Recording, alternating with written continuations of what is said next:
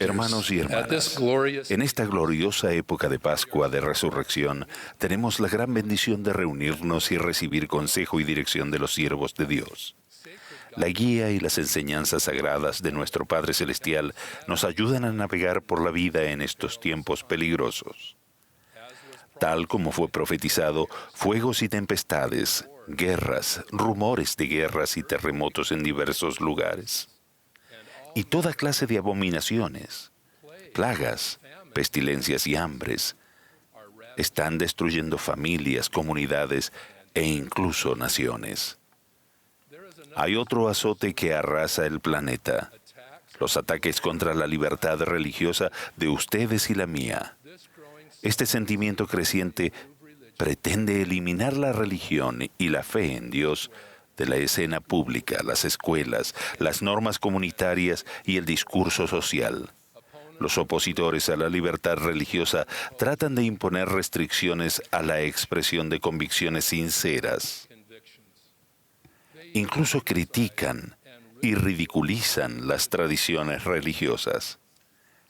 Esa actitud margina a las personas, menospreciando los principios personales, la equidad, el respeto, la espiritualidad y la paz de conciencia. Ahora, ¿qué es la libertad religiosa? Es la libertad de adorar en todas sus formas. La libertad de reunión, la libertad de expresión, la libertad de actuar conforme a las creencias personales y la libertad de los demás para hacer lo mismo. La libertad religiosa nos permite decidir por nosotros mismos en qué creer, cómo vivir, actuar conforme a nuestra fe y lo que Dios espera de nosotros. Los intentos de coartar esa libertad religiosa no son nuevos. A lo largo de la historia, las personas de fe han sufrido en extremo a manos de otros.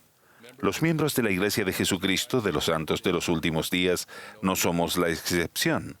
Desde nuestros comienzos, muchas personas que buscaban a Dios se sintieron atraídas hacia esta iglesia porque enseñaba la doctrina divina, como la fe en Jesucristo y su expiación, el arrepentimiento, el plan de felicidad y la segunda venida de nuestro Señor. José Smith, nuestro primer profeta de los últimos días, y sus seguidores sufrieron oposición, persecución y violencia. En medio de aquella agitación en 1842, José publicó 13 principios fundamentales de la Iglesia en crecimiento, y entre ellos este: reclamamos el derecho de adorar a Dios Todopoderoso conforme a los dictados de nuestra propia conciencia y concedemos a todos los hombres el mismo privilegio, que adoren como, donde o lo que deseen. Esta declaración es inclusiva, liberadora y respetuosa. Esa es la esencia de la libertad religiosa. El profeta José Smith también agregó: declaro sin temor ante los cielos que estoy igualmente dispuesto a morir en defensa de los derechos de un presbiteriano, un bautista o cualquier hombre bueno de la denominación que fuere. Por el mismo principio que hollarían los derechos de los santos, atropellarían los derechos de los católicos romanos o de cualquier otra denominación que no fuera popular y careciera de la fuerza para defenderse. Lo que inspira mi alma es el amor por la libertad civil y religiosa para toda la raza humana. Aún así, los primeros miembros de la Iglesia fueron atacados y expulsados miles de kilómetros desde Nueva York hasta Ohio y Missouri, donde el gobernador expidió una orden según la cual a los miembros de la Iglesia se les debía tratar como enemigos y era preciso exterminarlos o expulsarlos del estado. Huyeron a Illinois, pero el tormento continuó. Un populacho asesinó al profeta José pensando que al matarlo destruiría la iglesia y esparciría a los creyentes. Sin embargo, los fieles permanecieron firmes. El sucesor de José, Brigham Young, condujo a miles de personas en un éxodo forzoso de 2,000 kilómetros hacia el oeste, hasta lo que actualmente es el estado de Utah. Mis antepasados estaban entre esos primeros colonizadores pioneros. Desde aquellos días de intensa persecución, la Iglesia del Señor ha crecido constantemente hasta alcanzar cerca de 17 millones de miembros hoy, de los cuales más de la mitad viven fuera de Estados Unidos.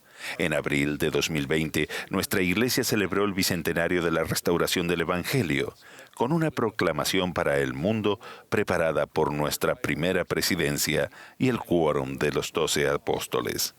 Esta comienza así. Solemnemente proclamamos que Dios ama a sus hijos en toda nación del mundo. Nuestro amado profeta Russell M. Nelson también expresó: creemos en la libertad, la bondad y la justicia para todos los hijos de Dios. Todos somos hermanos y hermanas. Cada uno de nosotros es hijo de un amoroso Padre Celestial.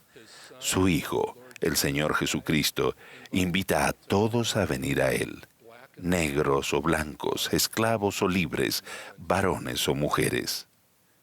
Consideren conmigo 4 maneras en que como la sociedad y como individuos nos beneficia la libertad religiosa.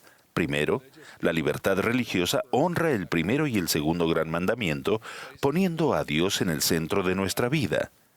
En Mateo leemos: amarás al Señor tu Dios con todo tu corazón y con toda tu alma y con toda tu mente. Y el segundo es semejante a este: amarás a tu prójimo como a ti mismo.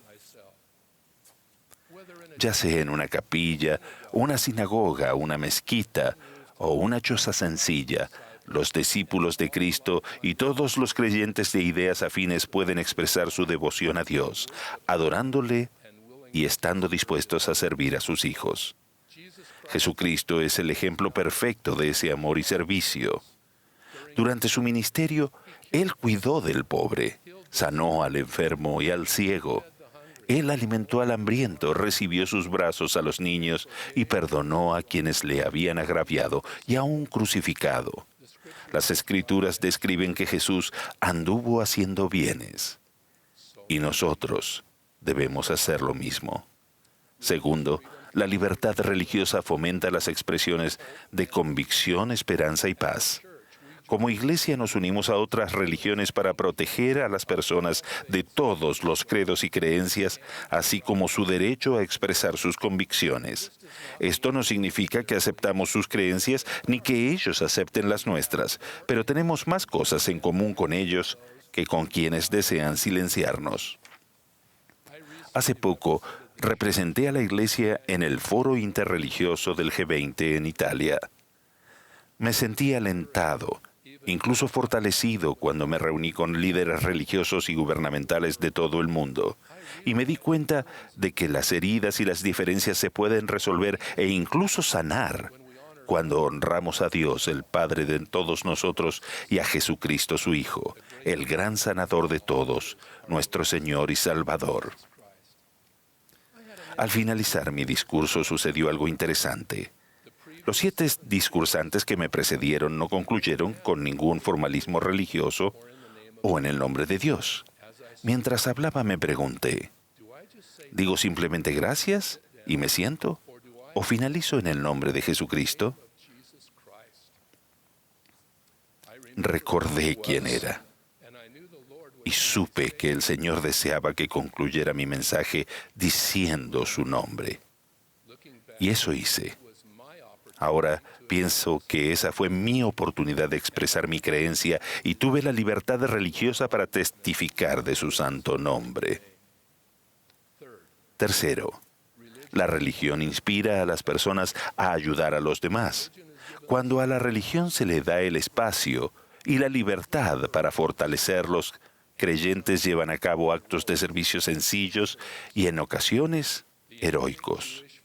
La antigua expresión judía Tikkun Olam, que significa reparar o sanar al mundo, se refleja hoy en día en los esfuerzos de muchas personas. Hemos colaborado con entidades benéficas católicas, conocidas como Cáritas, con Islamic Relief y con diversas organizaciones judías, hindúes, budistas, sikh, cristianas, como el Ejército de Salvación y la National Christian Foundation. Juntos prestamos servicio a millones de personas necesitadas. Recientemente se entregaron tiendas, bolsas de dormir y alimentos a refugiados de guerra. Se contribuyó a la alfabetización, a la potabilización de agua, a labores de ayuda y recuperación después de desastres naturales, a la construcción de casas y se proporcionaron vacunas, entre ellas contra la polio y el COVID. La lista es larga, como también la de necesidades. Sin duda, cuando las personas de fe trabajan juntas, pueden hacer grandes contribuciones. Al mismo tiempo, el servicio individual a menudo pasa desapercibido, pero en silencio cambia vidas. Pienso en el ejemplo que se describe en Lucas cuando Jesucristo tendió su mano a la viuda de Naín. Jesús, acompañado por un grupo de sus seguidores, se encontró con el cortejo fúnebre del hijo único de la viuda. Sin él, ella afrontaba la ruina emocional, espiritual e incluso económica. Al ver su rostro lleno de lágrimas, Jesús dijo: "No llores". Luego tocó el féretro que portaba el cuerpo y la procesión se detuvo. "Joven", mandó él, "a ti te digo, levántate". Entonces se incorporó el que había muerto y comenzó a hablar, y Jesús se lo entregó a su madre. Levantar a los muertos es un milagro, pero cada acto de bondad e interés por alguien que tiene dificultades es la forma como cada uno de nosotros también puede andar haciendo bienes a la manera del convenio, sabiendo que Dios está con nosotros. En el Nuevo Testamento, Santiago nos recuerda: la religión pura y sin mácula delante de Dios es esta: visitar a los huérfanos y a las viudas en sus tribulaciones. Y cuarto, la libertad religiosa actúa como una fuerza unificadora y aglutinadora que da forma a los valores de la moralidad. En el Nuevo Testamento leemos: muchas personas se apartaron de Jesucristo murmurando que su doctrina era muy dura, diciendo: "Dura es esta palabra, ¿quién la puede oír?". Esa queja aún se oye hoy en día por parte de quienes procuraron hacer que la religión quede fuera del debate y pierda influencia. ¿Quién abrirá los brazos a los necesitados sin esperar nada a cambio? ¿Quién venerará la paz y la obediencia a las leyes que son más importantes que la tendencia de la época? ¿Quién responderá a aquellas súplicas del Salvador: "Ven y haz tú lo mismo"? Nosotros. Hermanos y hermanas, los invito a luchar por la causa de la libertad religiosa. Es una expresión del principio del albedrío que Dios nos dio. La libertad religiosa actúa en contrapeso ante las filosofías rivales. Lo bueno de la religión, su alcance y los actos cotidianos de amor que la religión inspira solo se multiplica cuando protegemos la libertad para expresar las creencias fundamentales. Testifico que Russell M. Nelson es un profeta de Dios, que Jesucristo dirige esta iglesia. Él expió nuestros pecados y fue crucificado en la cruz y resucitó al tercer día. Gracias a Él podemos vivir de nuevo por toda la eternidad, y quienes así lo deseen pueden estar con nuestro Padre Celestial. Proclamo esta verdad a todo el mundo y estoy agradecido por la libertad de hacerlo. En el nombre de Jesucristo. Amén.